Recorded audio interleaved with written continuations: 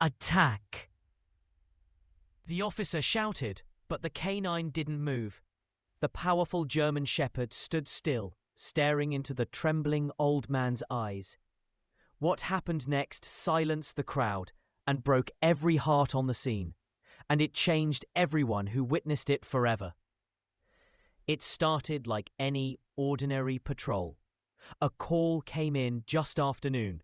Suspicious man near the playground. Officers were dispatched immediately. When they arrived, they found him an elderly man, alone on a park bench near the swings, clutching an old duffel bag. Kids played nearby. Parents watched cautiously. He wasn't doing anything threatening, just sitting quiet, staring at the grass. But something about him raised alarm. His clothes were worn, his expression was distant. One officer asked him to stand and show what was in the bag. The man struggled to rise. His knees shook. He winced and held his side. I'm just resting, he said, voice trembling.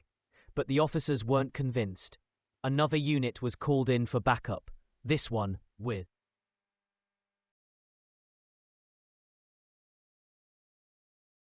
a patrol SUV arrived. The doors opened and a powerful German shepherd stepped out, ready for command.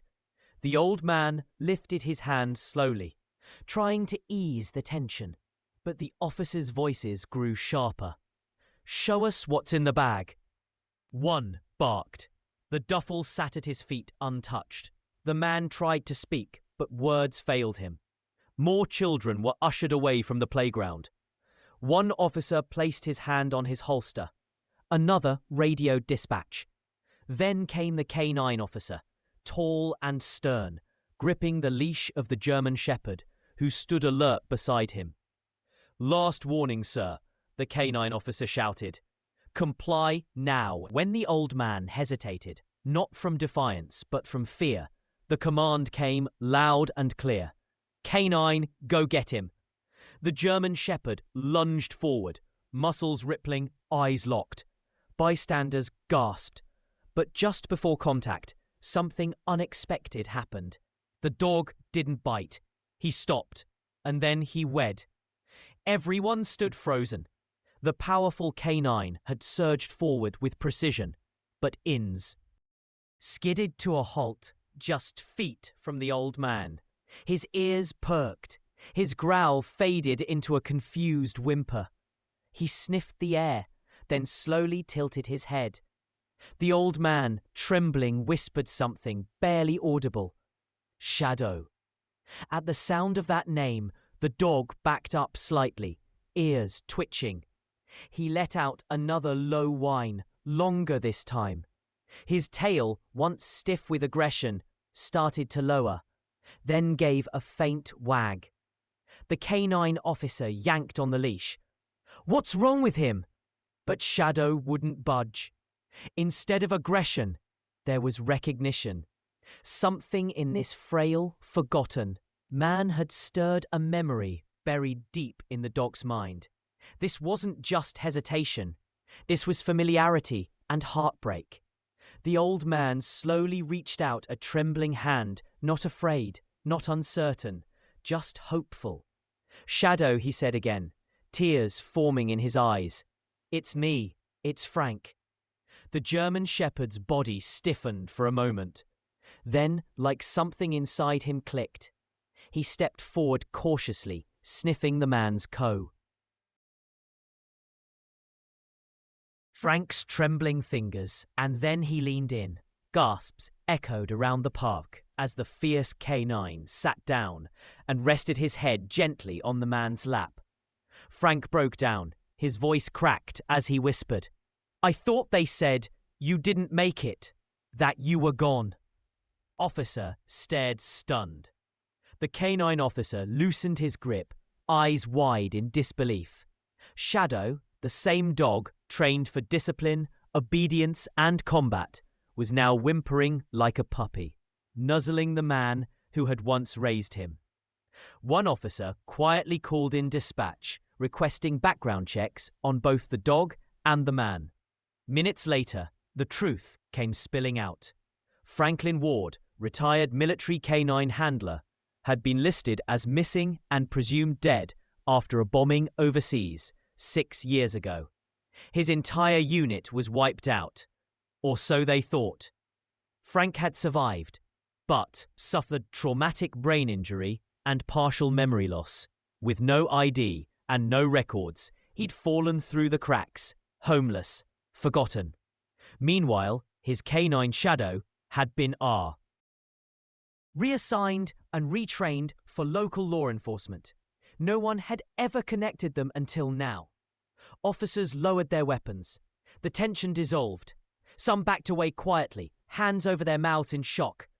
Others stood motionless, witnessing something far greater than protocol. The dog they'd sent to subdue a stranger had just found the only person who ever truly meant home. Frank sat cross-legged on the grass, tears streaking down his weathered face as he stroked Shadow's fur. The once vicious canine lay curled against him, like a child returning home after being lost for years. Neither moved quickly. They didn't need to. Time had frozen around them. Flashbacks hit Frank in waves. Training drills in the desert. Blacking out, Shadow remembered too. He lit Frank's trembling hands and let out a low, familiar huff, like the exhale of a soldier finally off duty.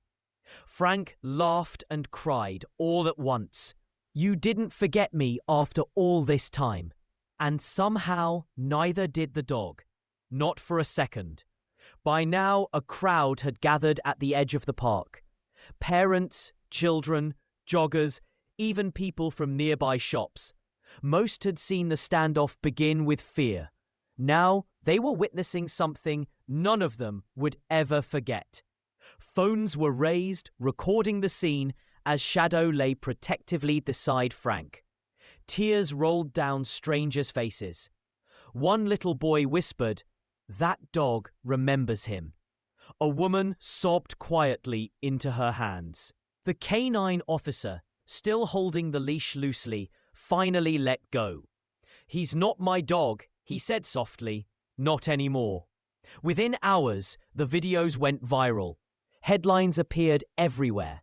The dog who remembered, Canine reunites with. Long-lost handler in emotional park moment. It wasn't just about a dog disobeying a command. It was about loyalty that time. Trauma and training could never erase. In a world full of orders, Shadow had chosen love, and the world wept with him.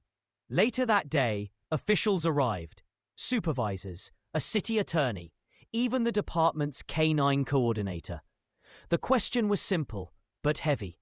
What would happen next? Technically, Shadow was still an active service dog. He had responsibilities, protocols, a badge. But after what everyone had witnessed, rules began to feel small. The canine officer stepped forward. He's made his choice, and frankly, so have we. Frank, seated beside Shadow on a blanket brought by a kind stranger, looked up worried. "You're not taking him, are you?" The commander knelt beside them, voice steady. "No, sir. We're bringing him home." Cheers erupted from the small crowd. Shadow wagged his tail gently, as if understanding. Frank lowered his head and